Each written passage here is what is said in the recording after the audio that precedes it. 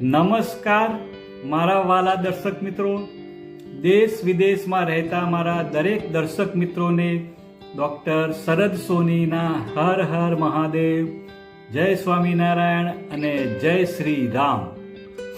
મિત્રો, આજના વિડીયોમાં આપણે વાત કરવાના છીએ 5 પાવરફુલ ખોરાક વિશે જે તમારા કોલેસ્ટ્રોલને નિયંત્રિત રાખવામાં મદદ કરે છે. મિત્રો, કોલેસ્ટ્રોલ એ એક એવું શબ્દ છે કે જે આપણા મગજમાં સ્વાસ્થ્ય સંબંધિત ચિંતાને ઉત્પન્ન કરે છે, પણ જો સાચું માર્ગદર્શન હોય અને જો સારા આહારનું જો આપણે પાલન કરીએ તો મિત્રો કોલેસ્ટ્રોલને આપણે ખૂબ જ સરળતાથી નિયંત્રિત કરી શકીએ છીએ. મિત્રો, આજના વિડીયોમાં આપણે જોઈશું કે સામાન્ય ખોરાક જે સરળતાથી આપણને મળી રહે છે અને એ કોલેસ્ટ્રોલને ઘટાડવામાં મદદ કરી શકે છે. મિત્રો, પહેલા આપણે એ જાણીએ કે કોલેસ્ટ્રોલ ખરેખર શું હોય છે અને આ કોલેસ્ટ્રોલને નિયંત્રિત રાખવાનું આપણા માટે કેમ જરૂરી હોય છે, અને એના પછી આપણે 5 ખોરાક વિશે વાત કરીશું જે કોલેસ્ટ્રોલને કંટ્રોલમાં રાખવામાં મદદ કરે છે. મિત્રો, તમે સાંભળ્યું હશે કે કોલેસ્ટ્રોલ 2 પ્રકારના હોય છે. એક LDL લો ડેન્સિટી લાઇપોપ્રોટીન, બીજું HDL. મિત્રો, જે LDL હોય છે એને આપણે ખરાબ કોલેસ્ટ્રોલ કહીએ છીએ, એટલે કે એને આપણે બેડ કોલેસ્ટ્રોલ, અને જે HDL હોય છે એને આપણે સારું કોલેસ્ટ્રોલ અથવા આપણે ગુડ કોલેસ્ટ્રોલ પણ આપણે કહીએ છીએ. મિત્રો, તમે ધારો કે તમારું શરીર એક ફેક્ટરી છે, તો LDL એટલે કે જે ખરાબ કોલેસ્ટ્રોલ છે એ શું છે કે એ વેસ્ટ પ્રોડક્ટ છે જે નદીઓમાં અને હવામાં પોલ્યુશન ફેલાવે છે. જ્યારે HDL ની વાત કરું એટલે કે જે ગુડ કોલેસ્ટ્રોલ છે એ સફાઈ કામદાર છે, જે આ પોલ્યુશન અને ગંદકીને સાફ કરવાનું કામ કરે છે. મિત્રો, એટલા માટે આપણો ટાર્ગેટ LDL ને ઓછો કરવાનો અને HDL ને વધારવાનો હોય છે. મિત્રો, આપણો આહાર કોલેસ્ટ્રોલ લેવલને સીધો જ પ્રભાવિત કરે છે.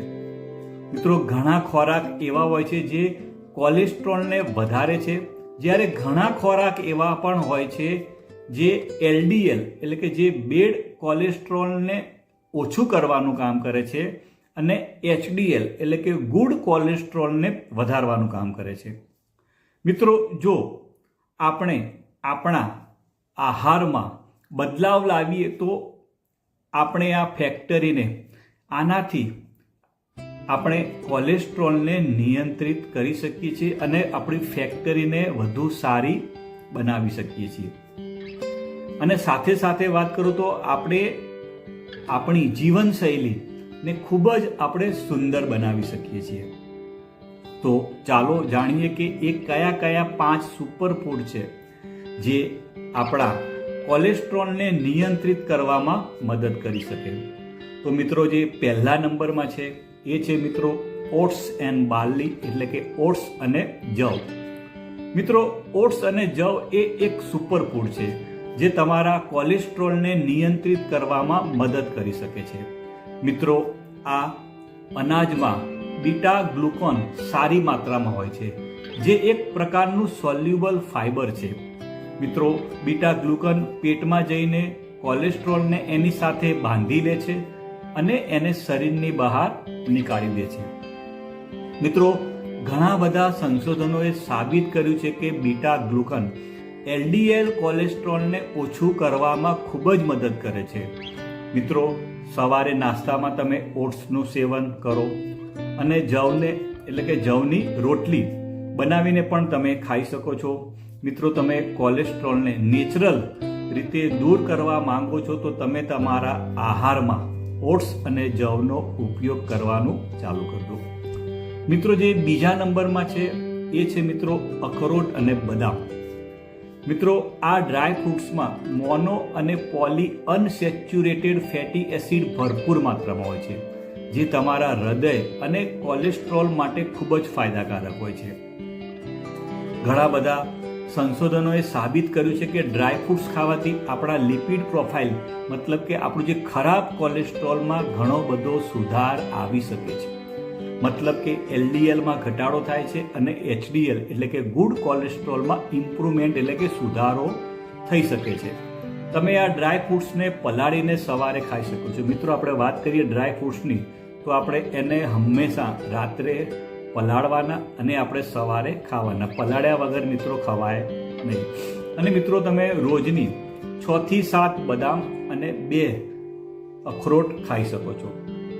મિત્રો ત્રીજા નંબરની જે વસ્તુની આપણે વાત કરવાના છીએ એ છે હેલ્ધી ડ્રિંક અને એનું નામ છે મિત્રો ગ્રીન ટી.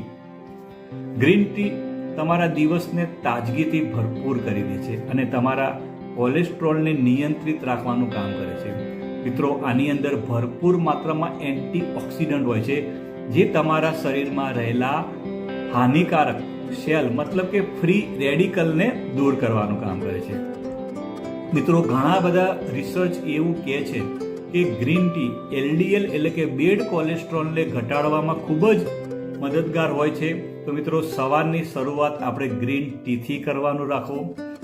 તમે દિવસમાં 2 કપ જેટલી ગ્રીન ટી પી શકો છો. એનાથી જો વધારે પીવો તો નુકસાન પણ થઈ શકે છે. કોઈ પણ સારી વસ્તુ હોય એને જો માત્રામાં લેવામાં આવે તો ફાયદો કરે છે અને જો ઓવર માત્રામાં લેવામાં આવે તો એનાથી નુકસાન પણ થઈ શકે છે.